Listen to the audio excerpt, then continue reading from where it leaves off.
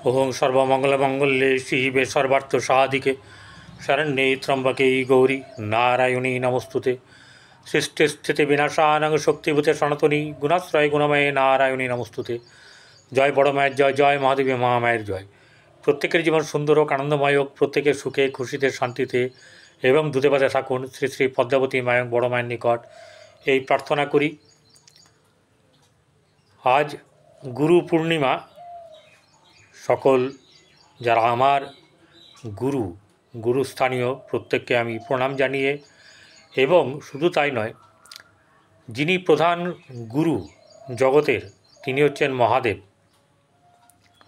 সেই মহাদেব ব্রহ্মার সাত পুত্রকে তিনি জ্ঞান প্রদান করেছিলেন ব্রহ্ম সম্বন্ধে, ব্রহ্মজ্ঞান সম্বন্ধে তিনি জ্ঞান দিয়েছিলেন বা শিক্ষা দিয়েছিলেন। এরপরে যে কথিত আছে বেদব্যাস মহাভারতে যিনি রচনা করেছিলেন, তার যে শিষ্য তাদেরকেও তিনি বেদ সম্পর্কে জ্ঞান প্রদান করেন, এবং তার যারা শিষ্য সেই শিষ্যরা এই বেদব্যাস যে শিক্ষা দিয়েছেন তারও আজকের দিনে জন্ম। তাহলে এই জন্মদিনটাকে স্মৃতি করে রাখতে সেই শিষ্যরা কিন্তু তাকে এই প্রতি বছর জন্ম উৎসব পালন করতেন, জন্মতিথি পালন করতেন, এবং এই দিনটা আজকে গুরু পূর্ণিমার দিনটা তারা বেশ সুন্দরভাবে পালন করতেন। সেই থেকে পরম্পরা চলে আসছে। বিশেষ করে সনাতন হিন্দু বলুন, বৌদ্ধ বলুন এবং আপনার জৈন বলুন, এনারা সকলেই কিন্তু এই গুরু পূর্ণিমাটাকে মান্যতা দেন, করেন, পালন করেন। তবে একটা ব্যাপার হচ্ছে যে আমরা গুরু পূর্ণিমা মানে শুধু গুরুকে দুটো ফুল দেওয়া, গুরুর আশ্রমে যাওয়া। আজকের দিনটাতে যারা যারা প্রতিকার করবেন, যেভাবে হোক, নিজেই করুন, কাউকে দিয়ে করান, নানা রকম উপায় আছে। এমনকি আমার ক্লায়েন্টদেরকেও বলছি নিজেরা নিজেদের প্রতিকারগুলোর ব্যবস্থা করুন, যেগুলো আমি বলি, এবং গুরুকে ঠিক মতন করে অন্তরের সহিত মানে মিষ্টি দিলাম, প্রণাম করলাম, ব্যাপারটা নয়, গুরুর সঙ্গে একাত্মা হতে হবে। যাই হোক, আজকে যে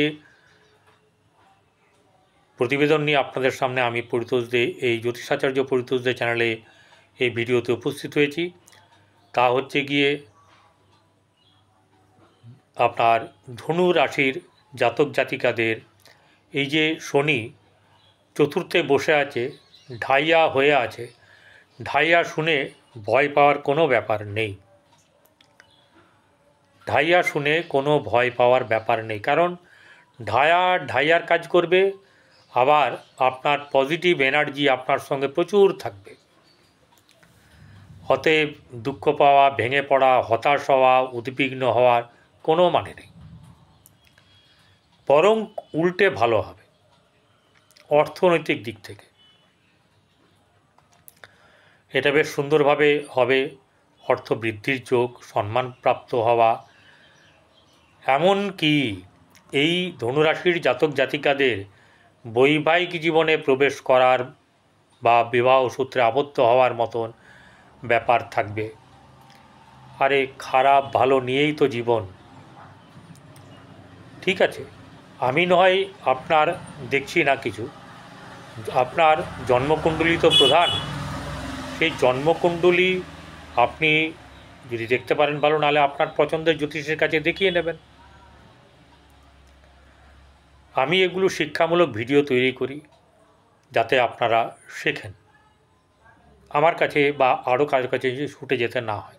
ছুটে যেতে হবে, ঠিক আছে, যাবেন, কিন্তু আমি বলবো একটা কথা, যে তবুও জানুন, শিখুন।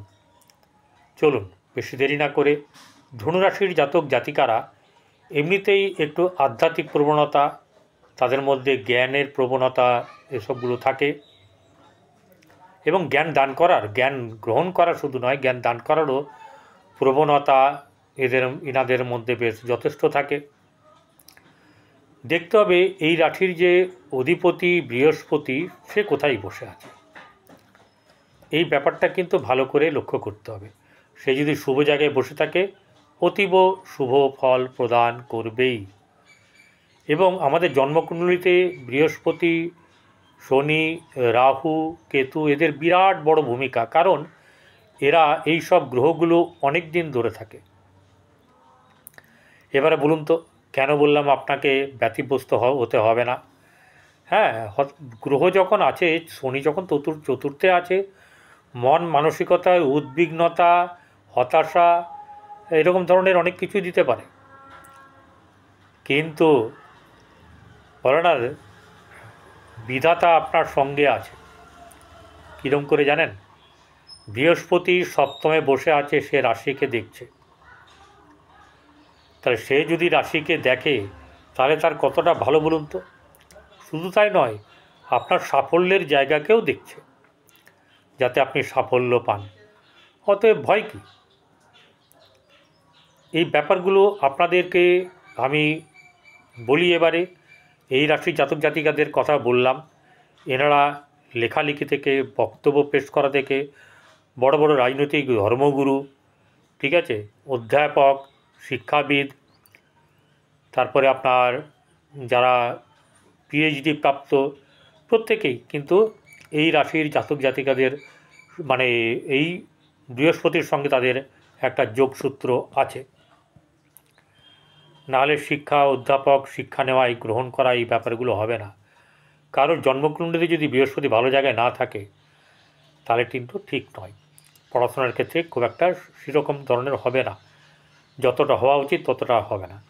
এই যে বৃহস্পতি এখন যদি কারোর জন্ম হয়, তার সপ্তমে বৃহস্পতি থাকবে, সে রাশিকে দেখবে, হোক ঢাইয়া ঢাইয়া ঢাইয়ার কাজ করবে, শনিদেবের কাজ করবেই।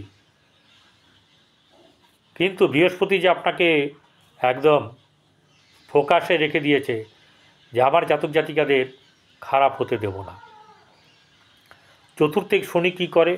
চতুর্থ ঘরটাকে জানতে হবে। চতুর্থ ঘর আমাদের মাথা, মন, মানসিকতা, আমাদের গাড়ি বাড়ি, বন্ধু, সুখ, খাদ্য, ভ্রমণ, বহু কিছু এরকম থাকে। যা দিয়ে সুখ সবও কিন্তু এর মধ্যে আছে। চতুর্থ ভাব একটা খুব ইম্পর্ট্যান্ট ভাব। লগ্ন যেমন ইম্পর্ট্যান্ট, তেমনি চতুর্থ ভাব ইম্পর্ট্যান্ট, সপ্তম ভাব ইম্পর্ট্যান্ট, আপনার দশম ভাবও ইম্পর্ট্যান্ট। এই যে আপনার কেন্দ্র জায়গায় এরকম ধরনের যে গুরুত্বপূর্ণ জায়গা, তার মধ্যে চতুর্থ ভাবটাও কিন্তু একটা বিরাট বড় ব্যাপার। জীবনের বহু কিছু এই চতুর্থ ভাবের ওপরে ডিপেন্ড করে। তাহলে এই জায়গায় শনি বসে থাকলে, অ্যাকচুয়ালি শনি বসে থাকলে কেন এরকম ধরনের হবে?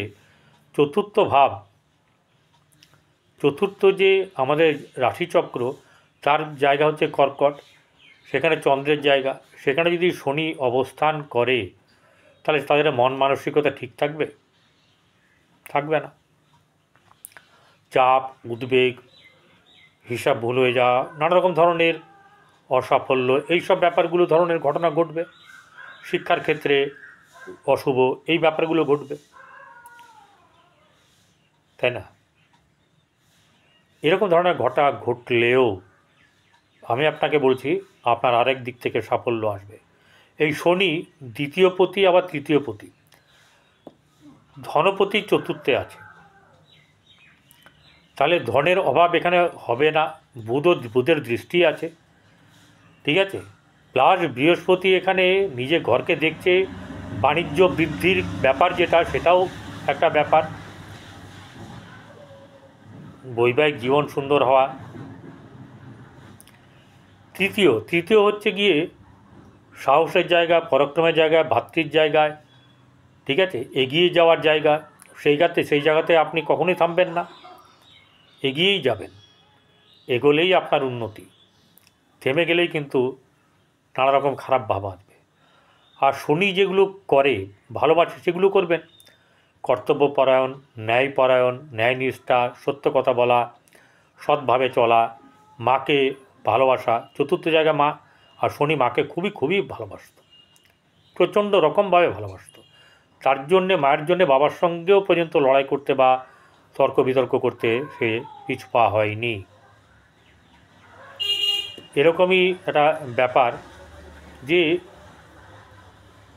এই জায়গাগুলো আর কি করতে পারবেন, আর যে হচ্ছে গিয়ে যারা জমাদার, যারা ঝাড়ুদার, গৃহে কাজ করে, ময়লা ফেলে তোলে, এইসব যারা আছে তাদেরকে কিন্তু একটু সেবা করুন। শনিবার দিনকে একটা প্যাকেট, মিষ্টির প্যাকেট, 10-20 টাকার একটা মিষ্টির প্যাকেট ইয়ে করুন। আমি 20 বললাম, আপনাদের যা খুশি করবেন। আমি ন্যূনতম বললাম একটা সিঙ্গাড়া, 2টো মিষ্টি অন্তত দিলে সেই যে খুশিটা হবে, সেই খুশির আপনি পয়সা দিয়ে কিনতে পারবেন না। ঠিক আছে? কারণ আপনার এই শনিদেবকে ঠিক করার, ঠান্ডা করার দরকার আছে। এগুলো করবেন। এবং আপনার এই যে শনি চতুর্থে থেকেও আপনার আর্থিক দিক থেকে কিন্তু বঞ্চনা আপনাকে করবে না। অর্থ আসবে, মন মানসিকতার ডিফেক্ট হতে পারে, মানে ডিফেক্ট মানে ভালো লাগছে না, সব কিছু আছে কিন্তু ভালো লাগছে না, খেলাম কিন্তু ভালো লাগছে না, বন্ধুবান্ধবের সঙ্গে সম্পর্কের একটু অবনতি, মায়ের সঙ্গে কিছু মতানৈক্য ব্যাপার, কিন্তু খুব বেশি হবে না। এগুলো একদম ভাববেন না, খুব সুন্দরভাবে যাবে। কারণ ওই যে বললাম, বৃহস্পতি এই মানে ক্ষেত্রের ধনুরাশির অধিপতি হচ্ছে বৃহস্পতি। সে বৃহস্পতি এখানে আপনাকে একদম একদম ফোকাসে রেখে দিয়েছে, সমসপ্তমে একদম হ্যালোজেন মেরে, কেউ কোনো কিছু করতে পারবে না। এটা আপনার একটা বিরাট প্লাস পয়েন্ট। তো এই যেগুলো বললাম সেগুলো করুন। এবারে আপনার যে সাফল্যের জায়গা, সেটাও কিন্তু আপনার বেশ চমৎকার আছে। শনি আপনার রাশিতে দৃষ্টি দিয়ে আছে। মাঝে মাঝে মন একটু খারাপ, ভেঙে যাওয়া, একটু অলসতা, এই অলসতা যখনই আসবে তখনই আপনি ঝেড়ে পড়ে উঠবেন, চিন্তা করবেন, লিখবেন, পড়বেন, এগুলো করবেন। এগুলো করলেই বরং আপনার ভালো থাকবে। ভালো থাকবেন। নমস্কার।